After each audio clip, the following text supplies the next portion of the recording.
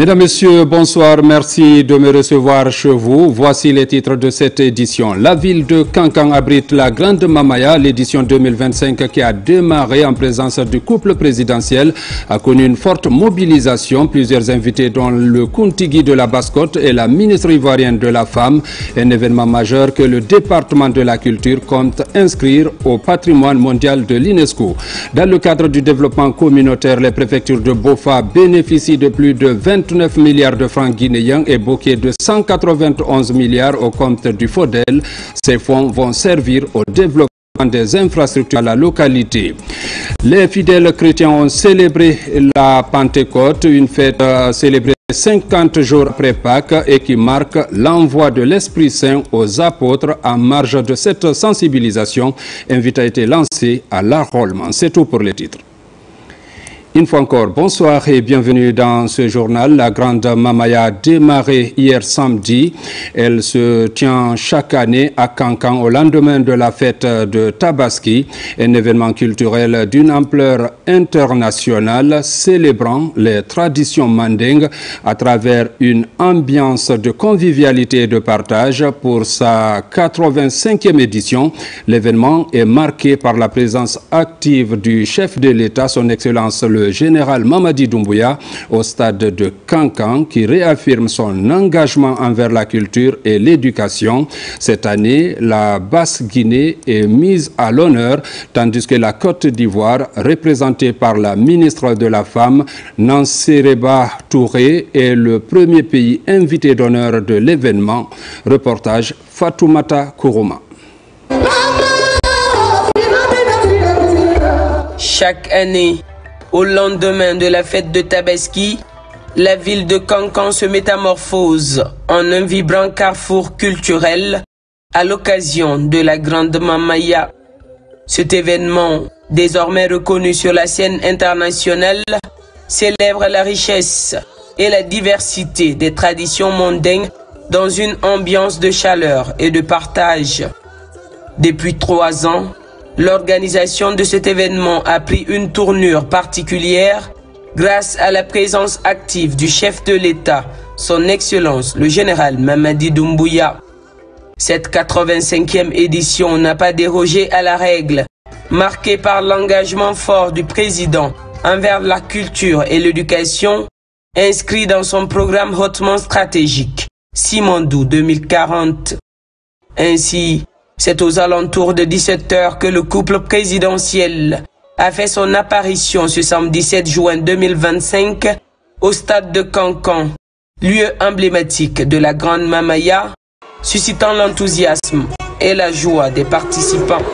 Général Mamadi Doumbouya!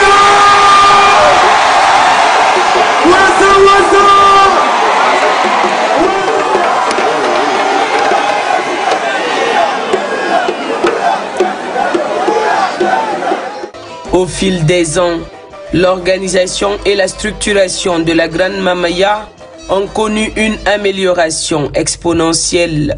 Chaque année, une des 4 régions naturelles de la Guinée est désignée région invitée de l'événement, permettant ainsi de mettre en avant la culture de cette région. Cette année, c'est la Basse-Guinée qui a eu l'honneur d'être célébrée. Pour la première fois, la Mamaya s'ouvre au monde et la Côte d'Ivoire est ainsi le premier pays invité d'honneur, avec la présence remarquée de Madame Nanséreba Touré, ministre de la Femme et de l'Enfant. Merci, Monsieur le Président de la République, chef de l'État. Merci d'avoir reconnu en la Mamaya plus qu'un rituel, un pilier de notre identité nationale. Merci d'avoir élevé la Mamaya au rang de patrimoine culturel vivant, fierté de toute la Guinée. Merci, Monsieur le Président, d'avoir depuis 3 ans apporté un souffle nouveau, une institutionnalisation, une structuration, une dimension nationale et désormais internationale à cette célébration historique de la Mamaya. Merci, Monsieur le Président, d'avoir fait de la culture un outil de diplomatie, un instrument de cohésion sociale, un pont de dialogue, un véritable soft power. Sous votre impulsion, Monsieur le Président, la Mamaya a cessé d'être l'affaire d'un quartier, d'une ville, d'une région. Elle est aujourd'hui le rendez-vous annuel de la Guinée plurielle, celle qui chante ses différences dans une même langue, la langue de l'harmonie. Elle est l'un des porte-étendards de notre patrimoine culturel immatériel, celui qui porte et qui fait battre les cœurs. Cette année encore, le président Mamadi Doumbouya a tenu à ce que la Mamaya soit un espace d'ouverture, de reconnaissance mutuelle et de circulation de fraternité. Après la Moyenne Guinée, l'année dernière, c'est aujourd'hui la Basse-Côte qui est à l'honneur. Et quelle belle idée que d'inviter nos frères de cette région à venir marcher au rythme du mandingue. Mais cette année, une nouvelle page s'ouvre, une page qui fera date. Pour la première fois de son histoire, la Mamaya s'ouvre au monde. Et c'est la Côte d'Ivoire, pays ami, frère et partenaire culturel d'envergure, qui est le premier pays invité d'honneur. C'est un symbole fort, un prolongement naturel d'une relation ancienne. Souvenons-nous que cette même Côte d'Ivoire a fait de la Guinée pays invité d'honneur lors du FEMUA. Aujourd'hui, nous rendons l'appareil. C'est donc dans une ambiance de ferveur et de convivialité que les participants ont esquissé les emblématiques pas de danse de la Mamaya, un véritable hommage à la culture guinéenne. Je m'appelle Balamoussa Diallo, je suis géologue. Nous sommes là aujourd'hui pour la Grande Mamaya de Kankan.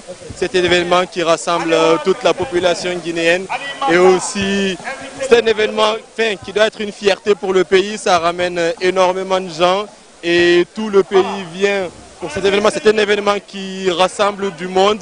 Et vraiment, moi, je suis content d'être là, de participer. Moi, j'habite juste à côté de Kankan, du coup, c'est une fierté d'être là aujourd'hui. Donc,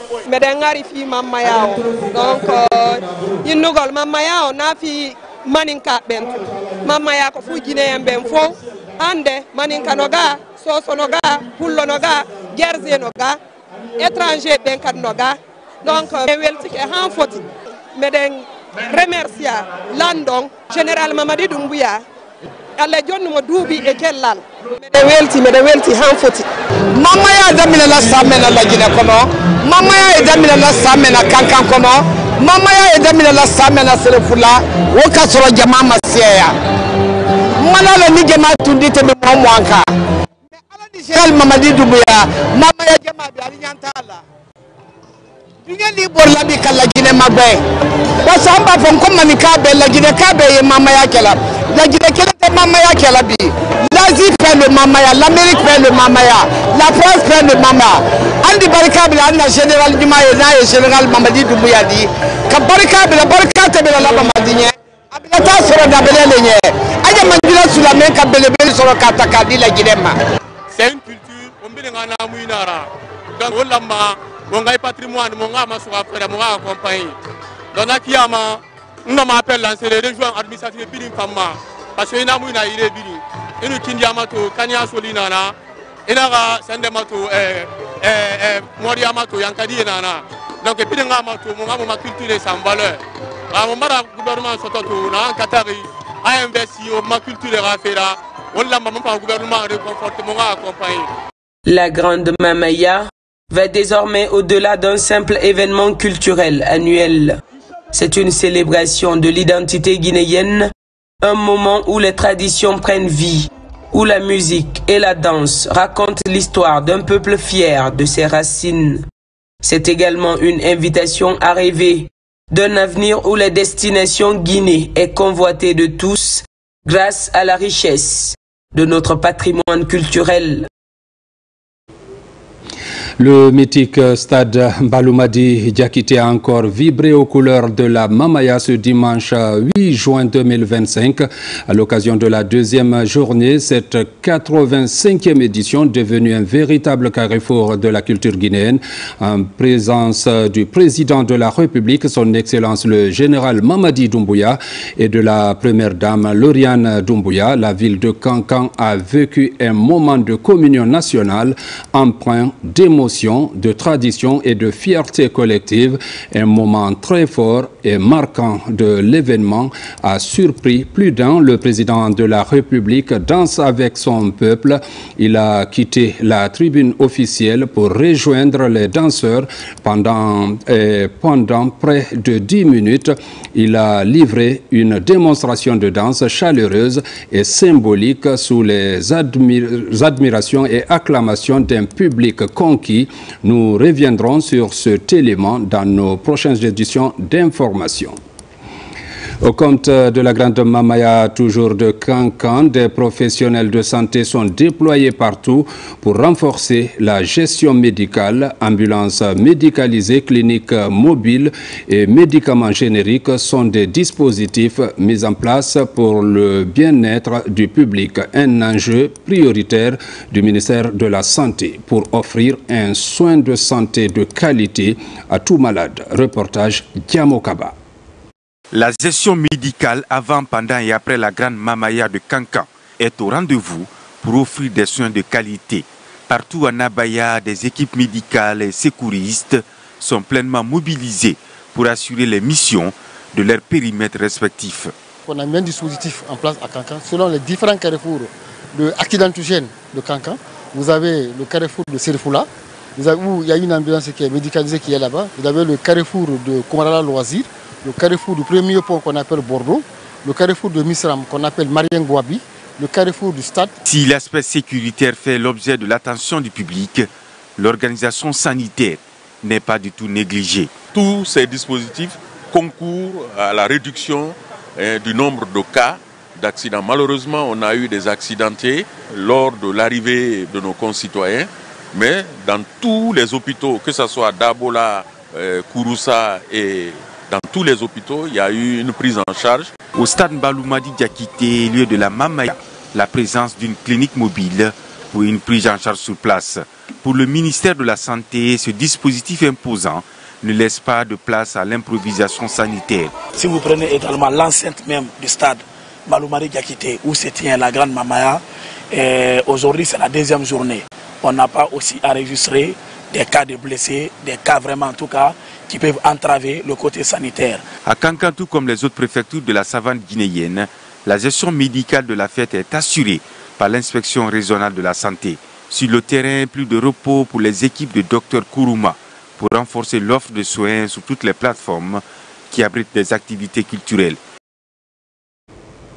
Dans l'actualité encore, remise officielle des chèques du FODEL à travers l'ANAFIC aux autorités préfectorales de Boké et de Bofa. C'est dans le cadre du respect du contenu local avec les sociétés minières évoluant dans la région. Ces fonds alloués à ces deux préfectures vont permettre aux localités impactées par les activités minières de réaliser quelques infrastructures de développement en faveur des populations. Reportage Younoussa Tawel Kamara. À bord de cet avion, une forte délégation gouvernementale conduite par le ministre de l'Administration du Territoire et de la Décentralisation.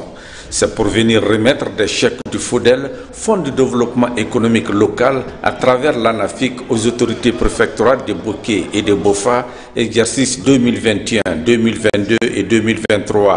Cher président des délégations spéciales, je vous invite à faire de ce financement du FODEL un véritable levier de transformation de vos collectivités locales. Vos populations attendent des actions concrètes, des écoles bâties, des centres de santé équipés, des unités de transformation agro-industrielle, des pistes rurales aménagées, des marchés modernes construits, ainsi que des initiatives en faveur de la jeunesse et des femmes. L'utilisation judicieuse des fonds alloués au titre du FODEL doit permettre, entre autres, de minimiser les impacts sociaux et environnementaux de l'exploitation minière, de favoriser la promotion de la sous-traitance locale et de l'entrepreneuriat local, de favoriser la création et la structuration d'un tissu économique local, favoriser la création d'emplois pour les jeunes et les femmes.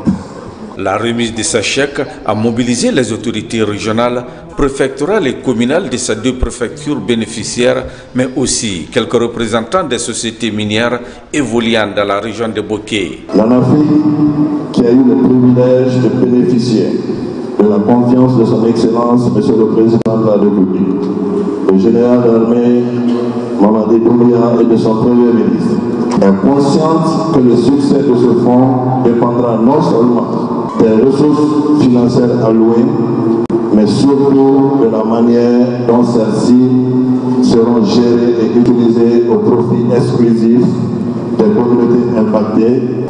C'est le lieu pour nous administrateurs territoriaux, censés être en contact avec les populations, de vous dire que nous saluons et apprécions hautement le courage des autorités au niveau central pour les réformes profondes engagées dans la gestion de ces fonds FODEL. Avant de quitter Boké, la délégation gouvernementale a visité le siège de l'Agence nationale de financement des collectivités en construction et les travaux de la route de la contournante qui avance à grands pas. À Macenta, la jeunesse affûte ses armes pour mieux affronter le marché de l'emploi, notamment dans le secteur minier.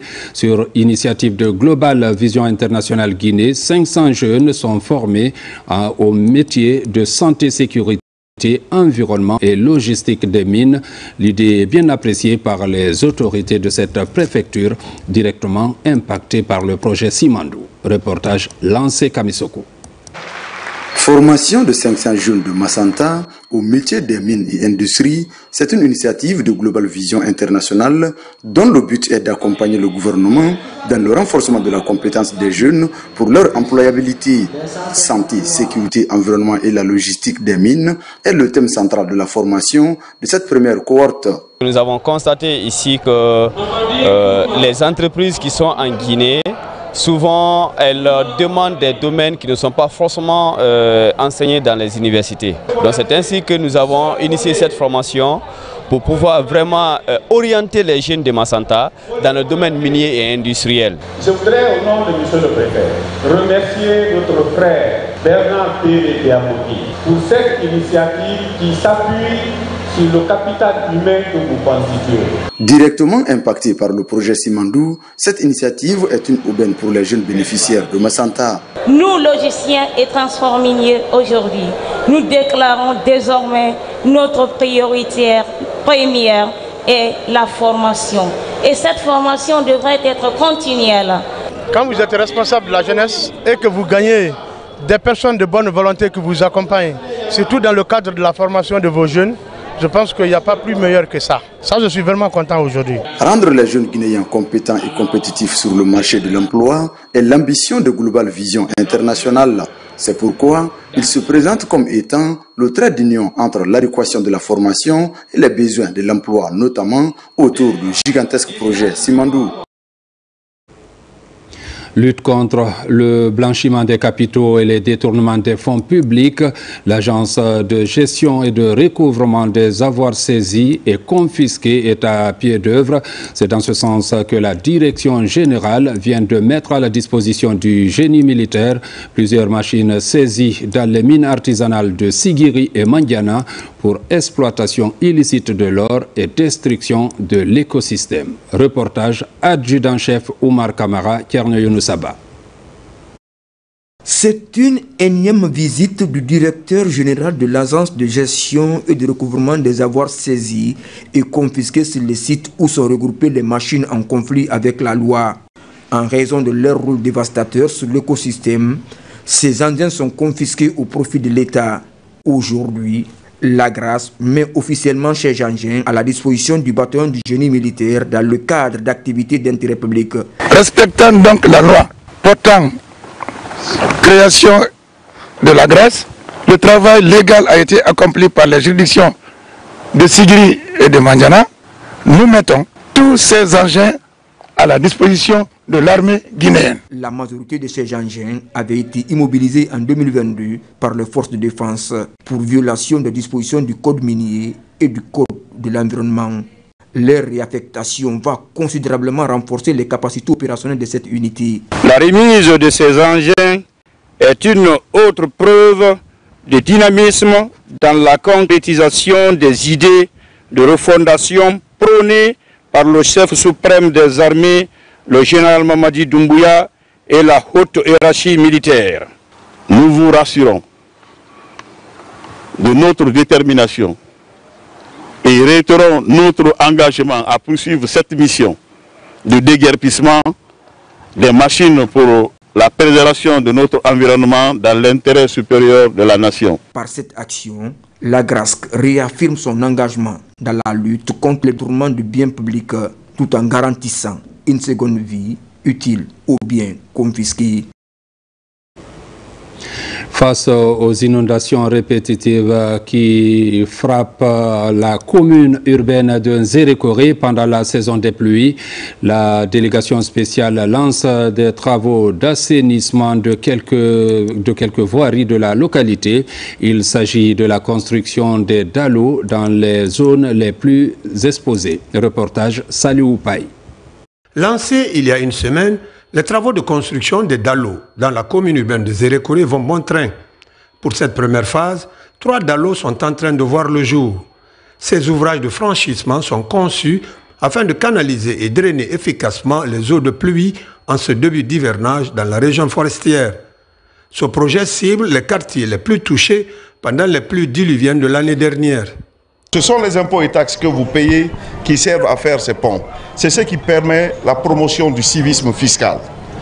Quand le citoyen sait que l'argent qu'il paye va à tel endroit, il est incité. Parce que très souvent, il se pose la question, les impôts que je paye, ça sert à quoi?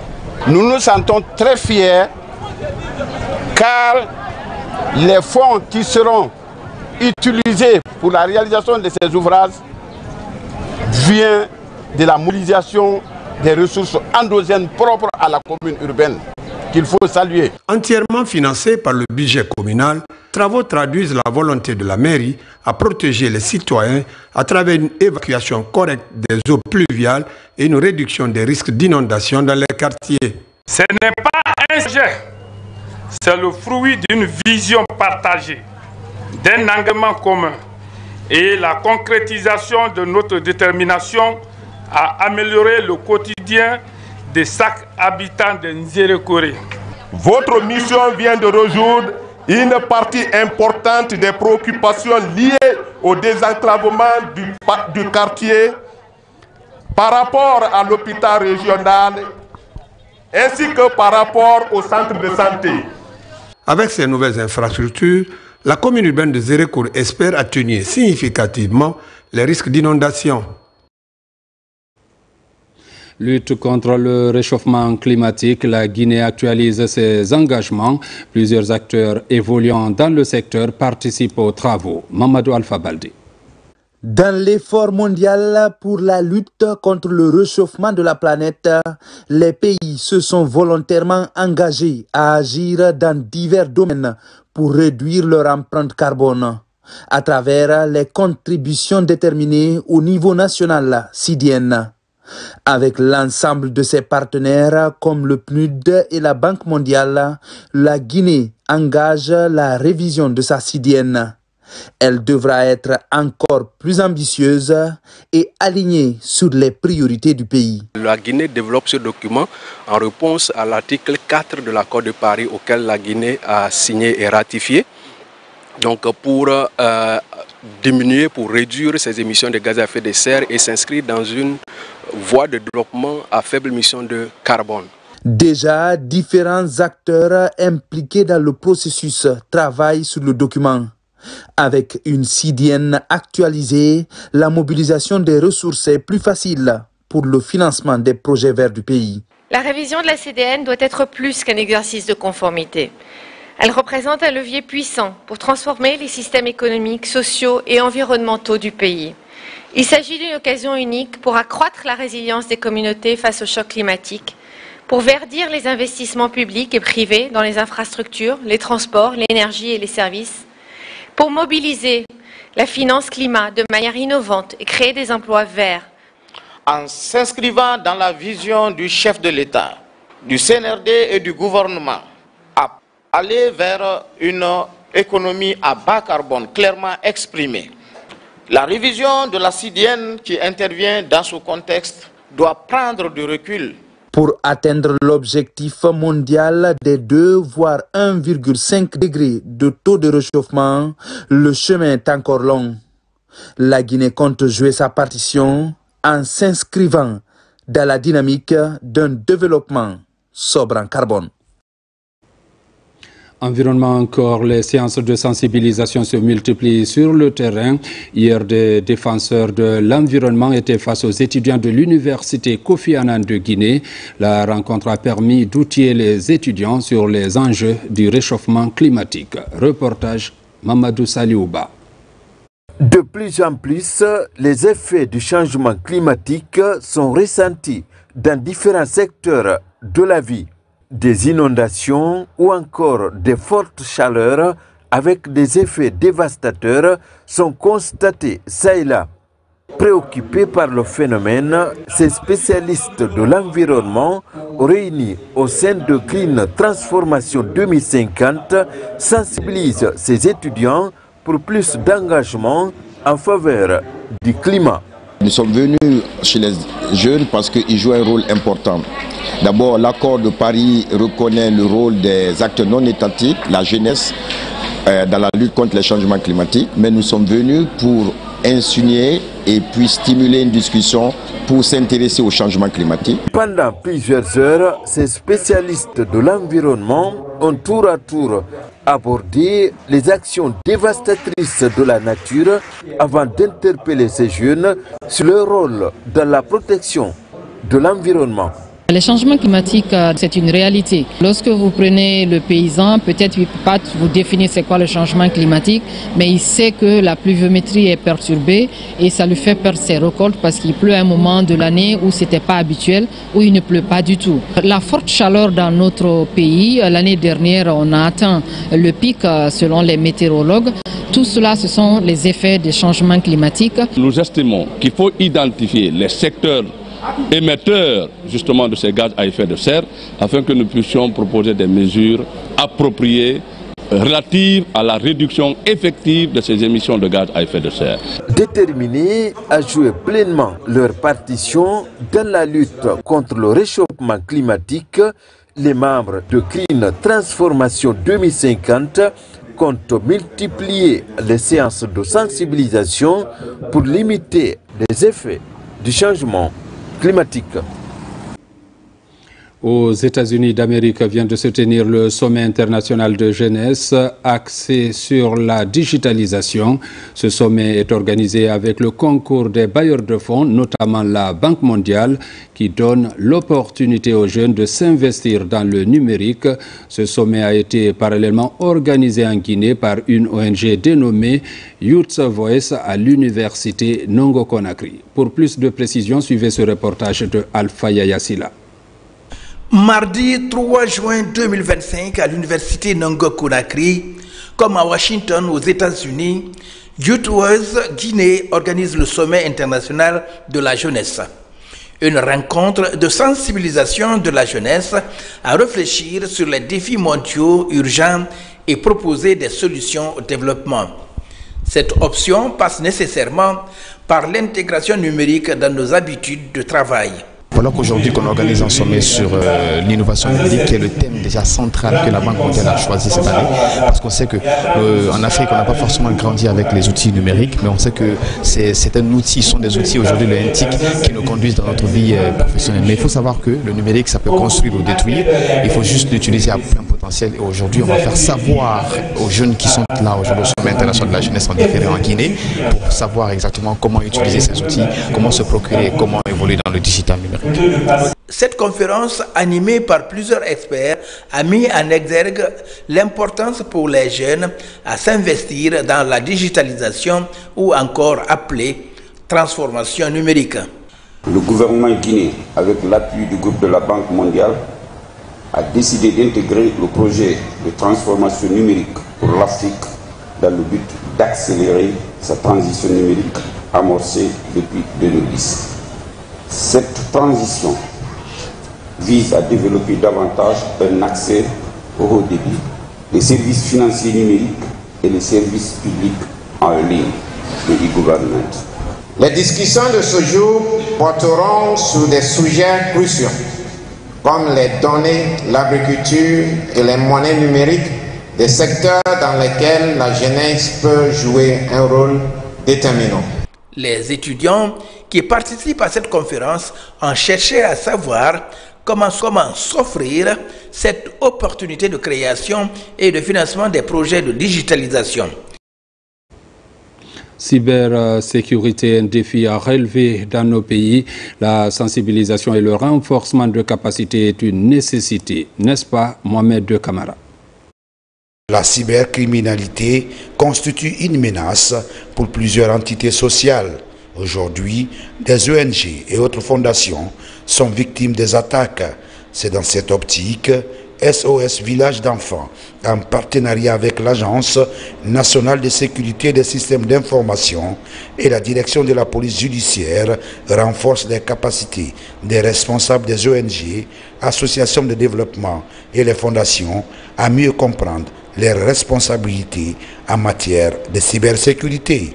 Les interventions claires, très détaillées et documentées aussi avec des arguments forts par les facilitateurs m'ont carrément édifié par rapport à la multiplicité des menaces auxquelles nous sommes tous exposés. Sensibiliser les ONG et associations sur la cybersécurité, c'est encore nouveau en Guinée.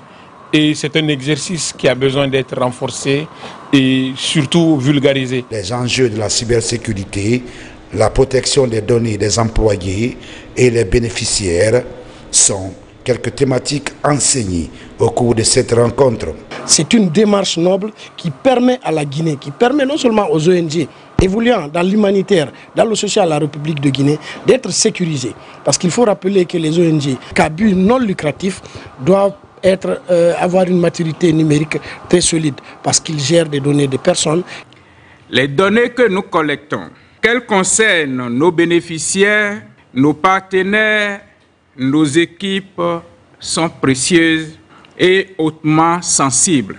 Et en tant que dirigeants d'organisations non gouvernementales, nous avons la responsabilité d'instaurer une culture de la sécurité numérique. C'est la deuxième phase du projet dénommé Oronsi, qui est mise en œuvre à travers cette rencontre grâce à un soutien financier de NETOP. Intéressons-nous à présent au recensement initié par le gouvernement à Diassoudou dans la préfecture de Beila. Les initiatives se multiplient pour la réussite des opérations. L'association des fils ressortissants de la localité sensibilise les citoyens à se faire enrôler. Plusieurs lieux publics ont servi de cadre pour vulgariser les avantages du recensement. Reportage Aboubakar Diaby, Souleymane Kondé. Nous sommes dans la sous-préfecture de Diassoudou, préfecture de Beila, à travers l'implication de l'association Adisodia des fils ressortissants et amis de cette localité. Les initiatives citoyennes se concrétisent peu à peu dans le cadre de la sensibilisation des citoyens en vue de se faire recenser. Cette vaste campagne de sensibilisation enclenchée dans tous les districts de Diassoudou par ses fils et filles sur les enjeux du recensement biométrique en est une illustration. Je suis contente pour la réussite de notre sacrifice.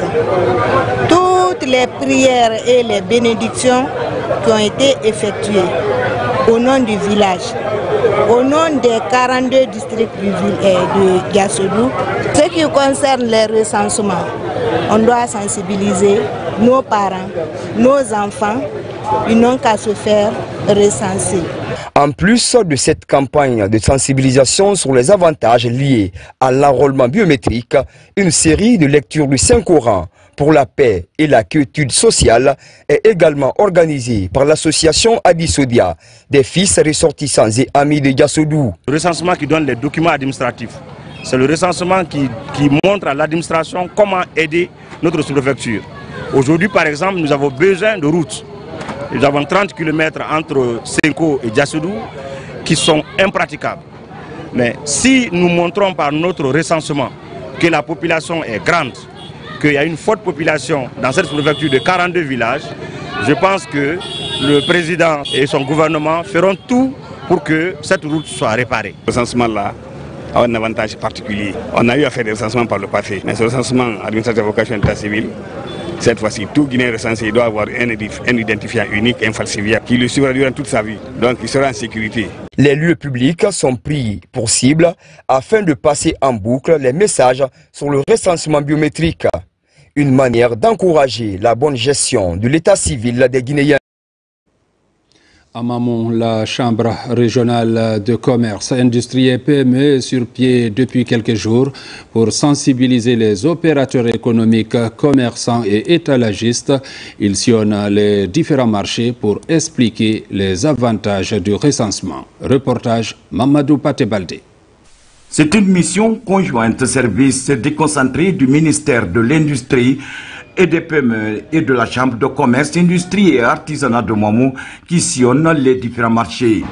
Objectif, informer et sensibiliser les opérateurs économiques, commerçants et étalagistes sur l'importance du recensement. Tout le monde doit se recenser. On ne se recense pas pour un président, on ne se recense pas pour un parti politique, on se recense pour soi-même. C'est un droit civique. Donc on est là maintenant pour sensibiliser les gens d'aller vers la commune, vers les autorités pour se recenser. Au marché central, l'opération a touché plusieurs commerçants et étalagistes, comme ici, au marché de la friperie. Oui, depuis très fort longtemps, nous on s'est fait recenser, et aussi dans les quartiers voisins, et nos collègues qui sont à la friperie, on a sensibilisé tout le monde. Presque, tu ne verras pas une personne aujourd'hui au sein des vendeurs de friperies qui ne sont pas fait recenser. Après entretien, après visite sur le terrain, nous avons remarqué que beaucoup se sont fait recenser. Mais par endroit aussi, nous avons remarqué que d'autres ne se sont pas fait recenser parce qu'ils se plaignent de manque des extraits de naissance. Déjà, face à ces différentes difficultés dans le souci de permettre aux commerçants et opérateurs économiques de Mamou de se faire arroler, l'inspection régionale du commerce, industrie et PME sollicite que les citoyens entrent en possession de leur extrait de naissance pour se faire recenser. Dans la région de Farana, des initiatives se multiplient aussi pour la réussite du PNRAVEC. Des séances de sensibilisation pilotées par des fils du terroir partout invite a été lancé pour un enrôlement massif des citoyens. Reportage Ibrahima Oulem Fofana. Après le prolongement pour 20 jours du recensement biométrique par le gouvernement, les initiatives se multiplient pour la mobilisation sociale en faveur de l'opération. C'est le cas à Farana où ce fils du terroir, Bintou Marie Oulari, qui s'engage dans la motivation de sa communauté à se faire enrôler.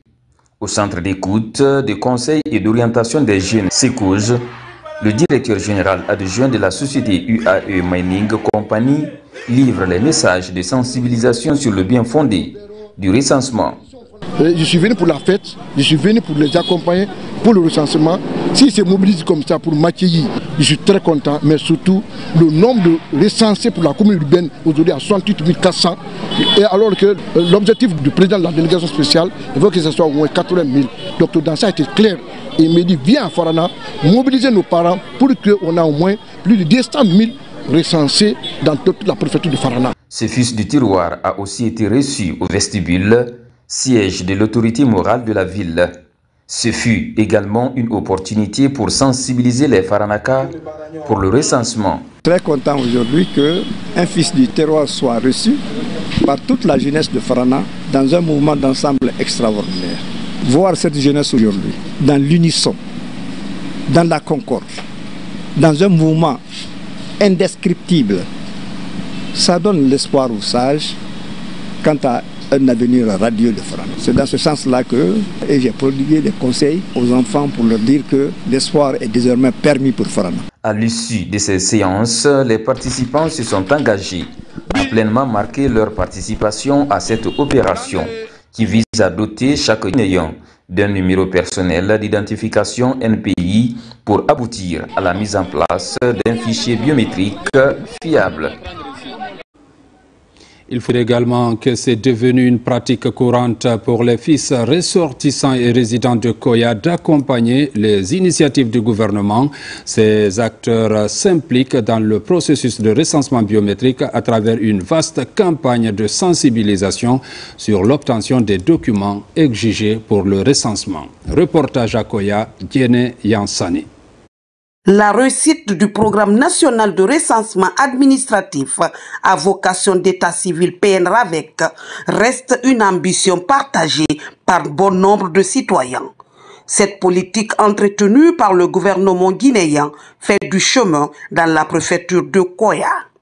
Les fils ressortissants et résidents de cette localité, située à proximité de la capitale Conakry, continuent de mutualiser les efforts pour rendre efficace ce programme à Koya.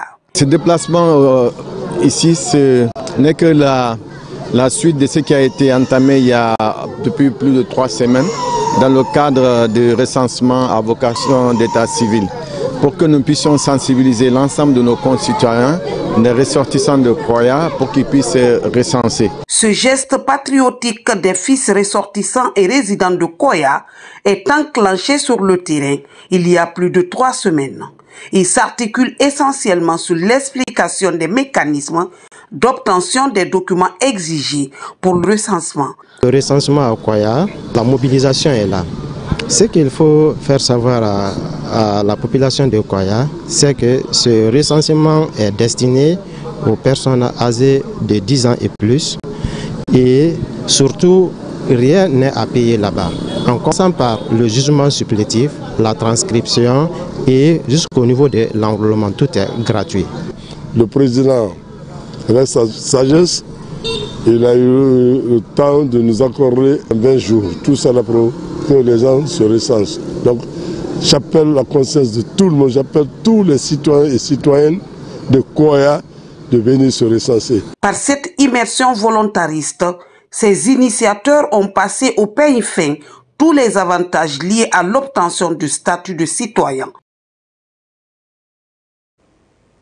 Recensement encore, la communauté guinéenne vivant au Mali se mobilise pour parler d'une seule voix.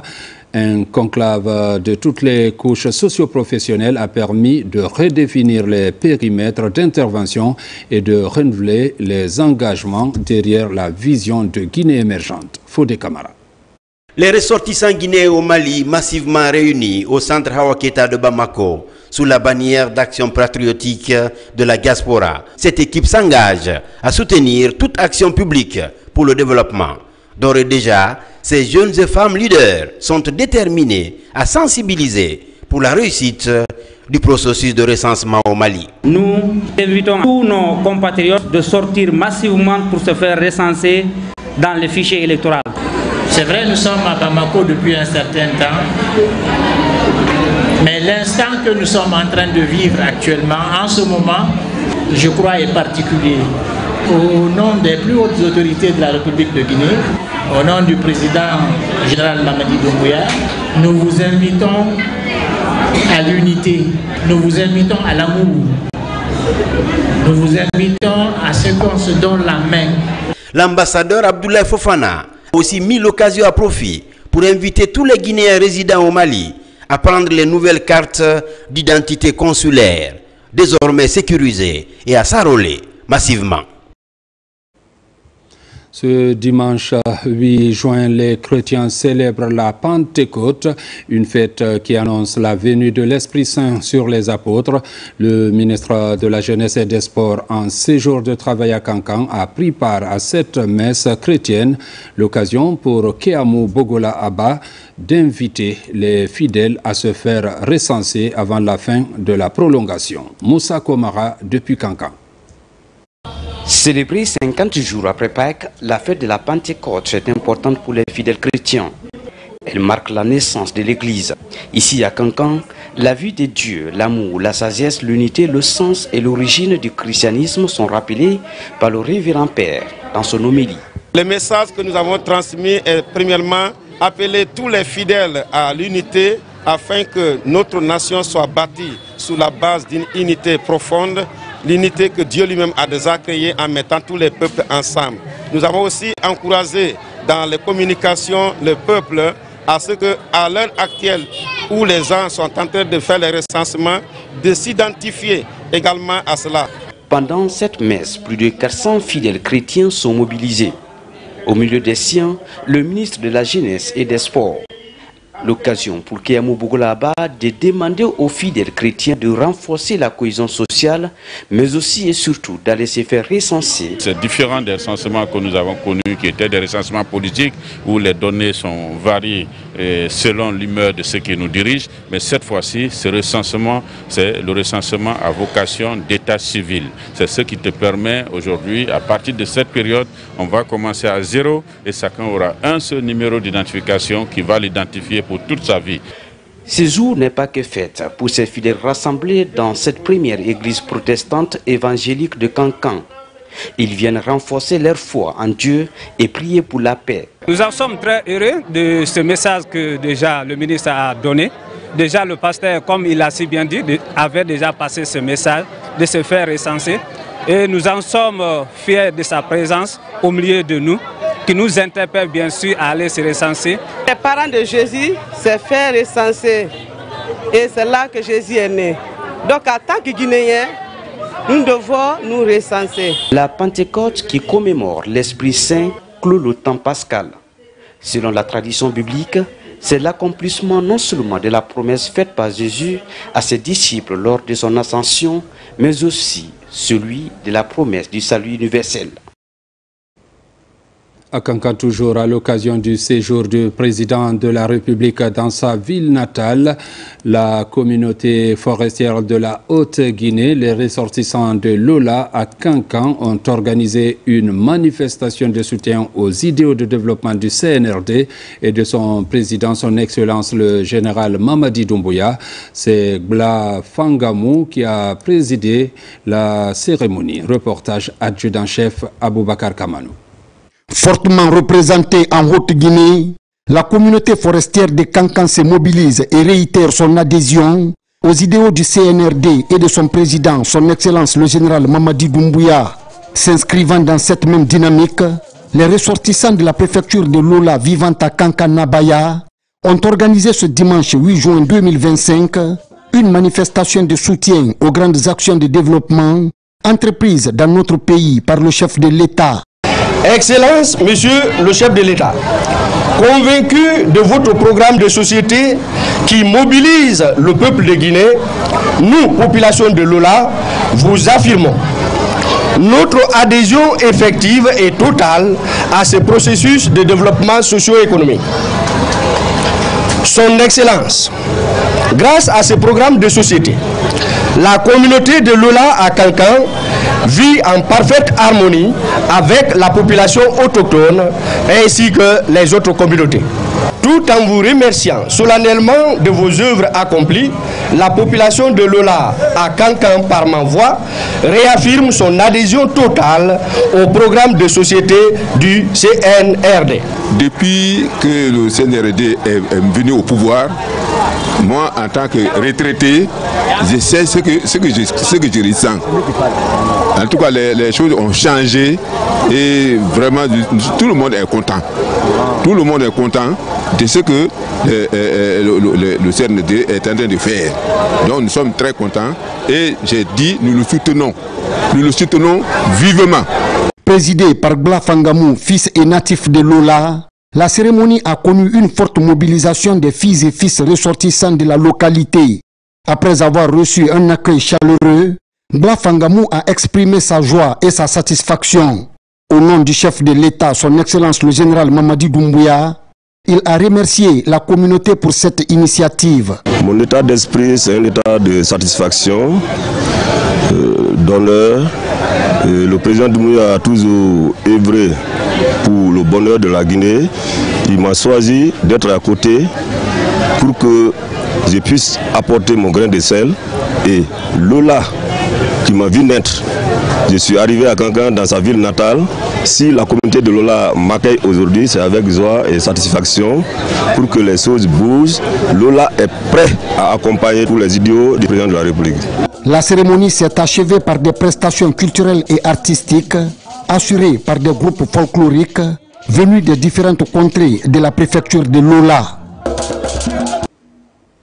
Page noire pour parler de ce décès. Le ministre de la Défense nationale a le regret de vous annoncer le rappel à Dieu du colonel Mohamed Kassé, ancien directeur général adjoint de la DIRPA et ancien directeur du bureau de presse de la présidence de la République. Décès survenu des suites de maladie dans l'après-midi de ce dimanche 8 juin 2025 à l'hôpital Ignace Dine de Conakry. L'enterrement aura lieu ce lundi 9 juin à Dixine Foula après la prière de 14 heures. À cette douloureuse circonstance, le ministre de la Défense nationale présente ses condoléances les plus attristées au chef suprême des armées, à la famille Kassé, aux forces de défense et de sécurité ainsi qu'à l'ensemble du personnel de la DIRPA. Que l'âme de notre regretté repose en paix. Amen. Sincères condoléances à tous. Mesdames, Messieurs, c'est la fin de cette édition. Merci de l'avoir suivi et bonne suite de programme sur la RTG.